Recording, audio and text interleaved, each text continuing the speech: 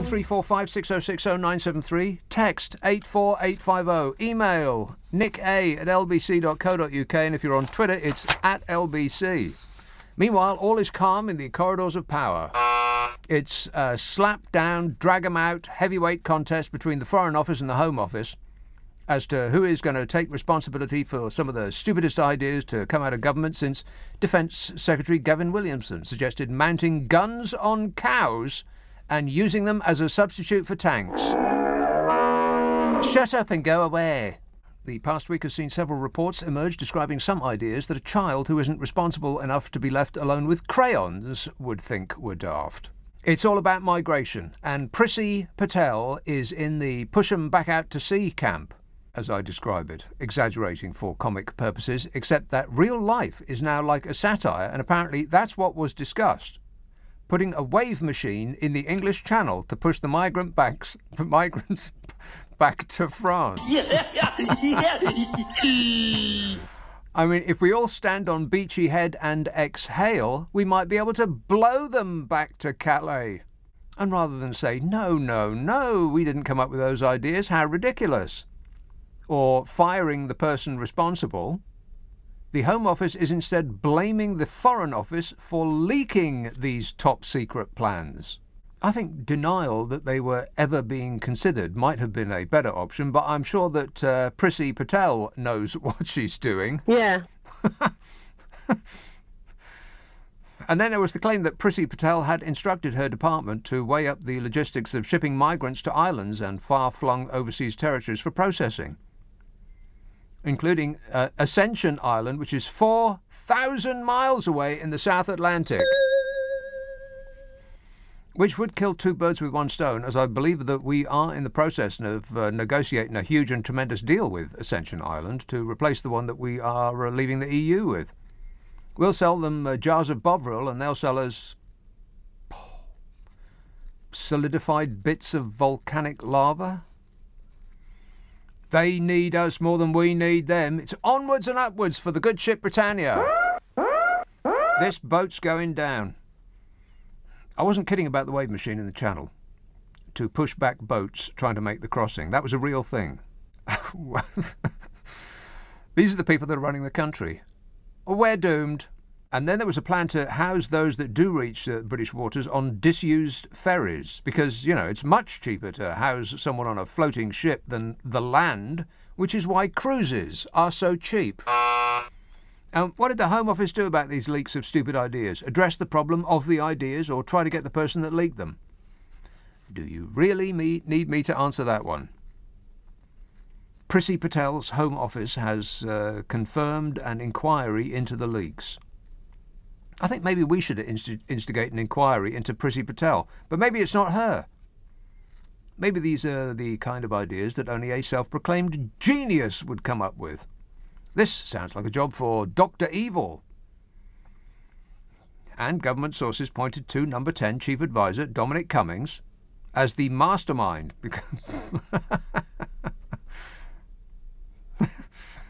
The mastermind behind the more blue sky thinking ideas, such as the processing centres in places that are 4,000 miles away, and literally turning the tide back with wave machines. Megamind strikes again. Or maybe we should have sharks with lasers fitted on them. That would be a good idea. I mean, I'm just blue sky thinking here. I'm just running it up the flagpole, touching base, taking a helicopter view and looking under the bonnet. It's like an idea shower over here. About the proposal of creating a processing site on Ascension Island, more than 4,000 miles away by... the people loved it, by the way. The people, the public. When asked to express a preference, they said yes, punching the air with delight. A Snap YouGov poll found that the public backed the idea of busing migrants to Ascension Island, 4,000 miles away, to have them processed, whatever that means. It sounds rather an alarming phrase, really, doesn't it? We're going to process you. Well, the public absolutely flat out loved that. And but some individuals in particular. I'm a nutcase. Yeah. But it did little giddy dance just at the very idea. 40% of those that said either way loved the idea of taking migrants, still dripping wet, sticking them on a plane and throwing them out over Ascension Island, 4,000 miles from here. 40% said yes, 35% said no, which means that whatever is left of the rest said, I don't know, what are you bothering me for? I'm busy. So 40 plus 35 is 85, and 85 from 100 is, 25? So 25% did not express a preference one way or the other. Can you believe that? No. The Scottish Minister, Wee Sturgeon, said they can rest assured that any proposal to treat human beings like cattle in a holding pen will be met with the strongest possible opposition from me. Shadow Home Secretary... Oh, pop quiz. Shadow Home Secretary. Anybody? Time's up. Nick Thomas Simmons. As in who? Nick Thomas Simmons said the Tories are lurching from one inhumane and impractical idea to another. He said the idea of sending people to Ascension Island, creating waves in the English Channel to wash boats back... and buying ferries and oil rigs to process asylum claims shows the government has lost control and all sense of compassion.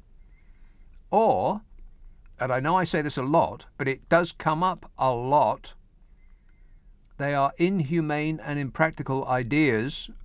Doesn't that sound like someone we know?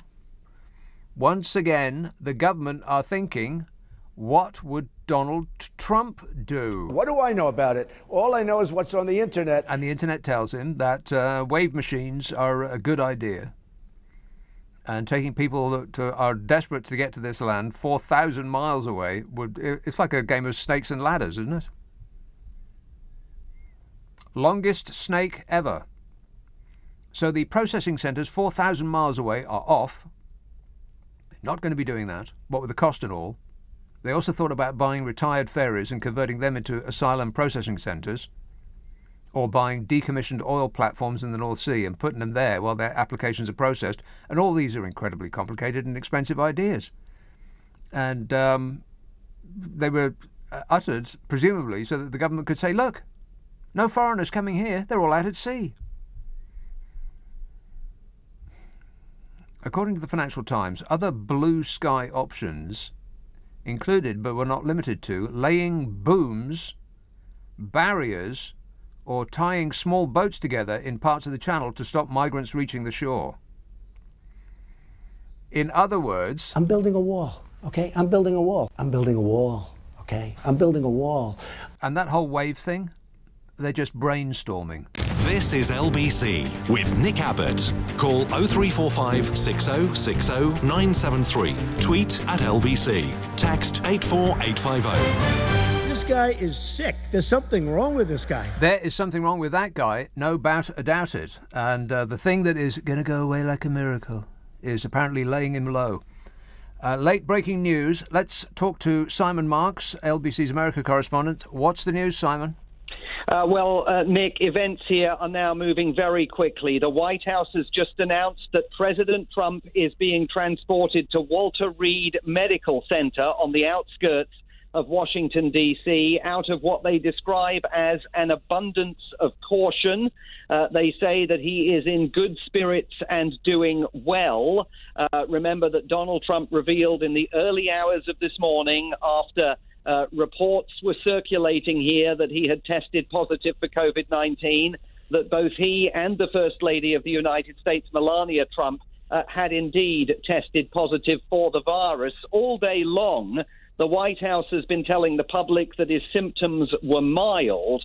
However, we now know that there had been a plan being prepared to transport him to Walter Reed Medical Center for several hours, to the extent that representatives of the media were told that they probably ought to go and set up there several hours ago, but that news was not at the time reportable to the public.